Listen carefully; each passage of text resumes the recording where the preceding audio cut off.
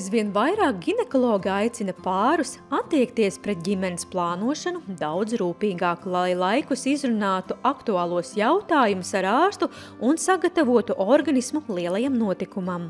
Bērniņa gaidīšanas laiks un grūtniecības laiks sievietē patiešām ļoti nozīmīgs viņas dzīvē, un tam būtu jāpieiet ļoti atbildīgi un pārdomāti, lai sasniegtu to, ko vēlamies. Ārsts rekomendē pārbaudīt savu kopējo veselības stāvokli, izvērtēt esošās slimības, sakārtot un sabalansēt veselīgu uzturu un fiziskās aktivitātes, paralēli uzņemot nepieciešamos mikroelementus, kas svarīgi ne tikai topošās māmiņas veselībai, bet arī gaidāmajam mazulim. Šāds uzturu bagātinātāju komplekss ir seidivide, kura sastāvā ir gan folskābe, mioinozitols, melatonīns un selēns. Ir pieņemts uzskatīt, ka normāli veselam pārim, kurš ir veicis analīzi, kurš ir veicis savu veselības pārbaudi, tā bērniņa ieņemšanas laiks paņem pat gadu. Un līdz ar to nebūtu jāuztraucās, ka pirmos 3–4 mēnešus tā grūtniecība neiestājās. Ja? Varbūt tas ir vecākām sievietēm ir 35 gadu un 40 gadu vecuma, kad olšanas kvalitāte varētu mazināties vecuma dēļ. Tad, kāda mēs tai olšonai varētu palīdzēt. Ja? Un te no uzturu bagātinātājiem ir minams mioinozitols. Mioinozitols ir uzturu bagātinātājs, kas piedalās cukuru un tauku vielmaiņā, normalizējot hiperinsulinēmijas vielmaiņas traucējumus. Un pareizi izmantojot šo te insulīnu, tālāk tiek dots signāls, lai noregulētos citi hormoni, kas ir atbildīgi par menstruālā cikla regularitāti un arī ovulāciju. Un tādā veidā šis mioinozitols restartē šo ovulāciju un veicinot to ovulācijas norisi. Folskābes nozīme ir patiešām pierādīta, ka samazina risku uz nervu caurulītes defektu veidošanos. Tā atbild arī par auglīšu mentālo veselību. Un to folskābu vajadzētu sākt plānot, lietot jau kāds mēnešus 3–4 iepriekš, jo tas olšanas cikls, tā olšana, kas apaugļosies un būs gatava tai savienoties ar to spermidzīti, paiet 120 dienas. Ja? Līdz ar to tāpēc ir šie 3–4 mēneši. Tā ieteicamā deva ir 400 mikrogrami. Un viens no tādiem ovulācijas vai grūtniecības neiestāšanās aspektiem ir mūsu hronisks stress, ar ko mēs saskaramies ikdienā. Tas, protams, ietekmē arī to visu hormonālo sistēmu un hormonu produkcijas samazināšanos. Nekā uzturbagātnēs varētu derēt melatonīns, kas regulē dabīgu un bioloģisko miega ciklu. Un tādā veidā mēs varētu sievietei palīdzēt labi izgulēties, un kas būtu viens priekšnoteikums arī tam viņas mieram nākošajā dienā. Mēs kā ginekologi, protams, būtu ļoti gandarīti, ja katra sieviete to grūtniecības plānošanu tiešām plānotu un laicīgi vērstos pie ārsta vēl pirms viņa ir pārtraukusi lietot jebkādu veidu kontracepciju. Un uzticēties ārstam, izrunāt šīs situācijas. Jo, ko es gribētu teikt, kā parafrazējot teicienu, veselā miesā vesels gars, tad veselā miesā vesels bērniņš.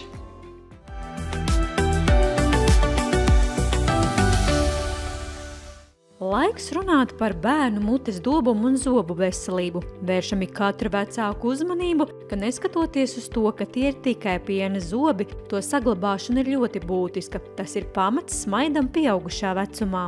Piena zobi ļoti svarīgi ir sakodienu attīstībai. Tas nozīmē sejas attīstībai, mūsu sejas vaipstiem profilam, lai pacients, jaunais bērns, jaunietis izaugtu par pēc iespējas simpātiskāku cilvēku. Piena zobi ir ļoti, ļoti būtiski. Nemaz nerunājot par funkciju, kā piemēram runa, kā arī diskomforts, sāpes un spēja normāli ēst. Tā kā jā, arī par pienazobiem ir jārūpējās. Zobārstu es ieteiktu tādiem ļoti motivētiem vecākiem apmeklēt zobārstu ar pirmo zobu. Un kādas tad būtu pirmās pazīmes, kad laiks doties pie zobārsta, jo zobiņi sākuši bojāties? Pirmās pazīmes tādiem pavisam maziņiem bērniņiem tie parasti ir priekšējie piena zobi augšžoklī. Tie ir pirmie zobi, kas mutē izšķiļās. Līdz ar to tie ir pirmie zobi, kas satiek cukuru mutē. un viņi ir arī pirmie, kas sabojājas. Parasti tie parādās kā maziņi brūni pleķīši, reizēm balti pleķīši, ja? Un tad, ja vecāki pamana jau šādus te bojājumus, tas varētu liecināt par to, ka kaut kādas izmaiņas jau ir jāsāk ieviest gan diētā, gan higiēnā. Bieži, diemžēl, mums gadās arī pacienti, kuri saka, ka ļoti strauji nobojājās priekšējie zubi, viņi pie mums atnāk jau ar tādām kā mazām saknītēm tikai palikušām kaulā.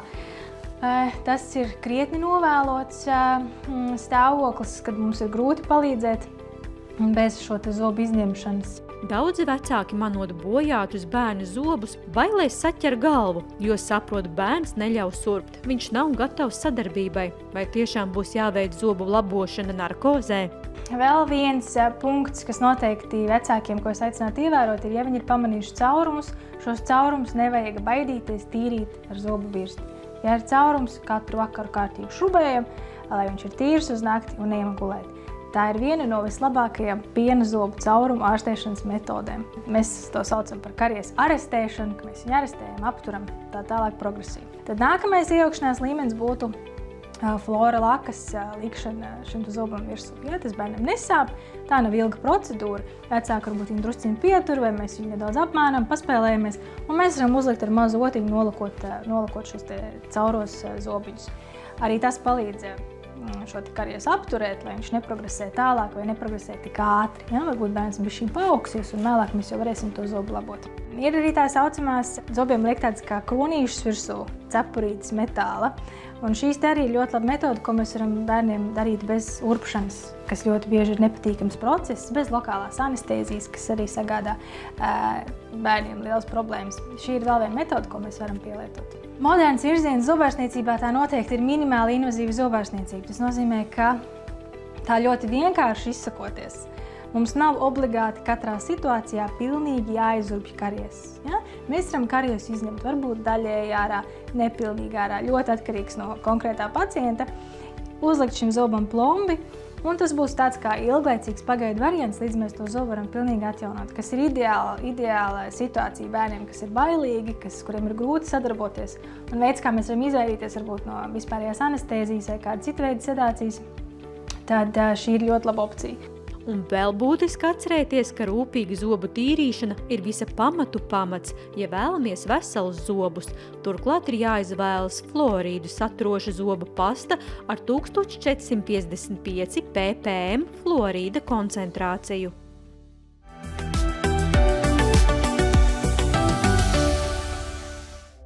Mainoties cilvēces izpratnē par dabu, apkārtējo vidi un sevi kā vērtību, aizvien vairāk novērtējam tās iespējas, kas dziedē mūsu prātu, dvēseli un ķermeni bez agresīvas iejaukšanās. Latvijā jauna, bet pasaulē sevi pierādījusi ir vibroakustikas terapija. Veikt 4 dziļas elpas, iztēlojoties, kā gaiss piepilda visu jūsu ķermeni līdz pat kāju pirkstu galiem. Un 4 lēnas izelpas. Un izelpojot, iztēlojoties, kā visas jūsu rūpes un raizes aizlido līdz jūsu izelpai.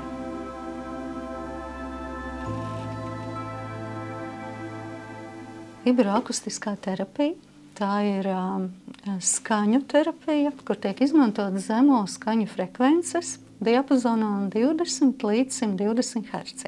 Organismam ir savas vibrācijas, un ārējā skaņa, kurai ir savas arī vibrācijas, var pielāgoties organisma vibrācijām.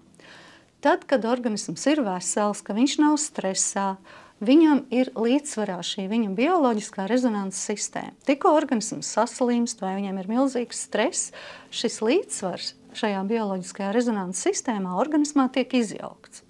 Un tā ideja ir, ka palīdzot ar zemo skaņu frekvencēm sinhronizēties, mēs atgriežam atpakaļ organismu viņa dabīgajā, normālajā rezonanses sistēmā. Vibroakustiskā terapija tiek piemērota cilvēkiem ar hronisku stresu, miega traucējumiem kā bezmiegs, pacientiem ar paaugstinātu muskuļu tonusu, cilvēkiem ar neiroģeneratīvām saslimšanām. Ar šo metodi pasaulē strādā psihologi, psihoterapeiti, mūzikas terapeiti, fizioterapeiti un citi medicīnas un veselības aprūpes speciālisti. Ja uzlabojas asins cirkulācija, uzlabojoties asins cirkulācijai, arī tā kā skaidrāka domāšana ir. Ja? Arī, piemēram, Parkinsona pacientiem, kuriem ir trīci, vai arī pacientiem, kuriem ir muskuļu rigiditāte, arī šī metode ir klīniski pierādīta, ka veicina un uzlabo šos te stāvokli pacienta organismā. Vibroakustiskā terapija ir pieejama Latvijā tikai vienā vietā – terapijas centrā Skaņas un mūzika, kur nesen viesojās arī vadošie pasaules eksperti terapijas apmācībā un pielietojumā. This treatment situation gives you possibility to see the person as whole and you can operate with both physical realm and also psychological realm. That it can be applied for physical needs and mental health needs very flexibly. Kā norāda eksperts strādājot Somijā kā psihoterapeits un mūzikas terapeits, ir novērojis virkni uzlabojumu dažādu segmentu pacientiem, izmantojot vibroakustisko terapiju. Vibroakustikas terapijas efektivitāte tiek pētīta arī zinātnes centrā. And some of these people, they may have already diagnosed problems, so that there are some known problem. But sometimes vibroacoustic therapy can be also applied when the problem is not clear yet, and so we can get some more information about client and client's problems and potentials to benefit from the therapy. Vadot apmācības, eksperts norāda, ka terapijas centrā Skaņas un mūzikas speciālisti ir augsta līmeņa profesionāļi, kas spēj uzrādīt tikpat labus rezultātus kā valstīs, kur šī terapijas metode tiek pielietota ilgstoši. Tā nav smaga, invazīva terapija, tā ir ļoti patīkama, ja, tā ir skaņu viļņu masāža, un tā var ļoti papildināt jebkuru terapijas veidu. Ja, un pievienotā vērtības lielākā, es domāju, ikvienam Latvijas cilvēkam mūsdienu apstākļos ir šī te dziļā relaksācija. Ja? Tā ir reāla metode, kas ir tendēta uz dziļas relaksācijas sasniegšanu. Viņa palīdz iedarbināt organismam savu pašregulācijas un pašdziedināšanas sistēmu.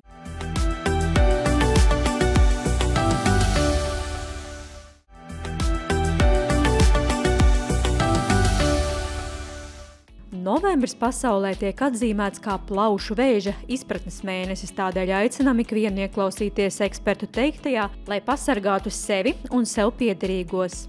Pasaulē plaušu vēzis ir 5. biežākais nāves cēlonis, viens pats plaušu vēzis. Eiropas Savienībā viņš ir 3. biežākais nāves cēlonis. Ik gadu Latvijā tiek atklāti 1100 jaunu plaušu vēža gadījumu, no kuriem gandrīz 80% 3. un 4. stadijā, kad ārstēšana apgrūtināta. Teju 50% 4. stadijas pacientu mirst jau 1. dzīves gadā. Jāsaka tā, ka smēķēšana joprojām ir galvenais riska faktors, bet gana liels pacientu īpatsvars ir nesmēķētāji, arī sievietes, arī pacienti. Arī zem 60 gadu sliekšņa.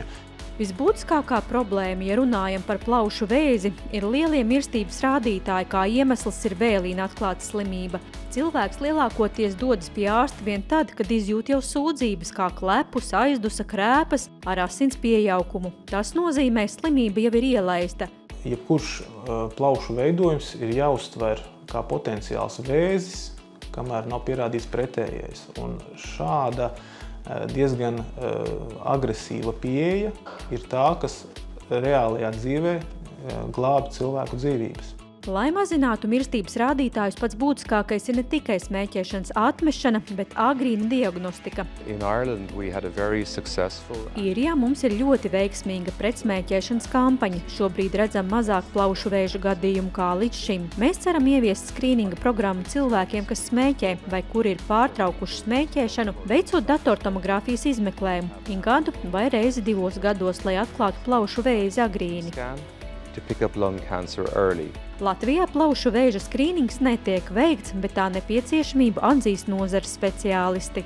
Agrīni atklāt plaušu vēzi ir iespējams ar datortomogrāfijas skrīningu, un šādā veidā ir iespējams atklāt daudz vairāk pacientus plaušu vēža 1. un 2. stadijā. Un ieviešot plaušu vēža skrīningu, 4. stadijā atklāto pacientu īpatsvars samazinās līdz mazāk kā 10%. Savukārt bez plaušu vēža skrīninga vairums pacientu ir 3. un, diemžēl, 4. stadijā. Es domāju, ka viņi būtu liederīgi un noteikti nepieciešami, ja viņa tiktu veikta kaut kā tādā formā, kad viņa tiktu arī liederīgi izmantot. Ja to tā varētu panākt, ka tiešām šīs riska grupas veids skrīningu un viņi tiešām visi laicīgi nonāk pie torakālā ķirurga un nav nekāda aizķeršanās ar plaušu vēža konsīliem, viss ir ļoti, jo onkoloģijā ļoti svarīgs ir laika faktors. Ja mēs varam nodrošināt ne tikai skrīningu, bet ļoti raitu tālāko ceļu un visu speciālistu pieejamību, tad tam būtu ļoti liels pienesums, bet tam noteikti lēnītēm ir jāattīstas un uz to mums ir jāiet, jo kaut kādam progresam ir jābūt. Par to būtu jādomā. Eiropas Savienībā tas ir pateikts, Eiropas komisija laikam arī to pateikts, ka būtu jādomā par skrīningu. Tās plaušu vēža skrīninga programmās mēs skatāmies uz to, vai cilvēks šobrīd smēķē, kad viņš ir atmetis, cik ilgu laika, un arī cik ir tie paku gadi, cik viņš daudz smēķēs. Ja ikdienā smēķē 1 paciņu cigarešu, tad 1 gads klasificējas kā 1 paku gads, un ja jūsu stāsts ir vairāk kā 20 paku gadi, tas būtiski paaugstina plaušu vēža risku, un tas ir tieši norādījums, ka būtu jāveic plaušu pārbaude ar zemes dēves datortomogrāfiju.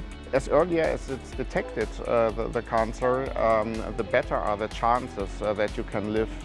Jo agrīnāk vēzis ir atklāts, jo labāks izredzes dzīvot ilgāk. Šveicē mēs veicam molekulāro profilēšanu, kas ir kā zelta standarts diagnostikā, lai labāk saprastu, kāds ir plaušu veidojums. Lai piemeklētu individualizētu terapiju, tas ir ļoti svarīgs jautājums šodien, jo katrs veidojums ir unikāls un identificējot pareizo mutāciju, priekš piemērotākajām zālēm ir nozīmīgi, lai sasniegtu labākus terapijas rezultātus. To get the best therapeutic options available. Arī Latvijā ārstēšana kļūst pieejamāka, bet, protams, pilnīgu izārstēšanos var panākt tikai ar agrīni atklātu plaušu vēzi 1. un 2. stadijā. Tādējādi sasniedzot 5 gadu dzīvildzi pat vairāk kā 90% gadījumu. Kopumā, protams, nevar salīdzināt dzīvildzi ar 1. stadiju, ja pacients būtu katru gadu veicis rentgenogrammas un izmeklēšanu un kontrolējies, izoperēts un vesels. 3. 4. stadijā izdzīvošanas rādītāji, pirmkārt ir atšķirīgi, 3. ir labāki, 4. ir sliktāki, bet 4. stadijas plaušu vēzim tagad ir tik daudz medikamentu, ka ir, varētu teikt, tomēr tāda ļoti pozitīva virzība. Cita lieta, ka tas ir ļoti dārgi un, protams, būtu daudz ekonomiskāk sabiedrībai atklāt laicīgi, bet noteikti es gribētu visus nedaudz iedrošināt, ka 4. stadijas nesīkšu un plaušu vēzis vairs nav tāds pilnīgi 100% nāves spriedums.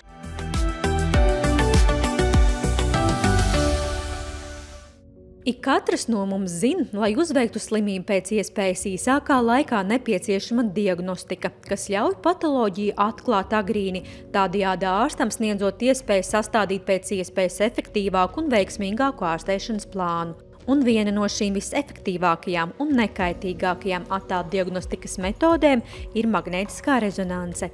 Mūsdienās magnētiskā rezonanse kā primāro izmeklēšanas metodi izmanto ļoti daudz medicīnas nozares. Pirmkārt, tā ir neiroloģija. Jo tik laba smadzeņu vielas izšķiršanas spēja kā magnētiskā rezonansē nav nevienai citai radioloģiskai izmeklēšanas metodei. Tāpēc magnētisko rezonansi ļoti plaši izmanto muguras smadzeņu izmeklēšanā, muguru kaula izmeklēšanā, dažādu traumu, deņķīvu raksturu izmaiņu diagnostikā, locītavās, saitēs, muskuļu cīpslās, to ļoti labi redza magnētisko rezonansi. Ja kādreiz tā magnētiskā rezonanse, piemēram, locītavai aizņēma vairāk nekā pusstundu izmeklējums, tad tagad tas ir 15–20 minūtes, un mēs jau varam diagnosticēt vai noteikt diagnozi pacientam. Tāpat magnētiskā rezonanse ir neaizvietojama izmeklēšanas metode gan vēdera dobuma orgāniem, kā arī onkoloģisko slimību diagnostikā. Būtiski uzsvērt, ka jaunāko tehnoloģiju esamība paaugstina iegūto attēlu kvalitāti. Visbiežāk Latvijā pielietota tiek 1,5 Tesla magnētiskā rezonanse, bet kopš šā gada jūlija mēneša no Latvijas jūras medicīnas centrā ir pieejams pēdējās paaudzes 3 Tesla magnētiskās rezonanses izmeklējums. Protams, pacients pats neman to, kāda ir atšķirība 1,5 vai 3 Tesla magnētiskā rezonanse. Tas nozīmē, cik liels, cik stiprs ir magnētiskais lauks tajā tuneli iekšā, kurā pacientam ir jāguļ, kurā tad arī viņš tiek izmeklēts. No tīri fizikālā viedokļa, no medicīnas viedokļa, 3 Tesla magnētiskā rezonanse ir augstāka izšķiršanas spēja un labāka informācija iegūst no audiena nekā no 1,5. Ir arī ātrāks izmeklējums 3 Tesla magnētā nekā 1,5 Tesla magnētā. Turklāt Latvijas jūras medicīnas centra 3 Tesla magnētiskās rezonanses iekārtā ir integrēts arī mākslīgais intelekts.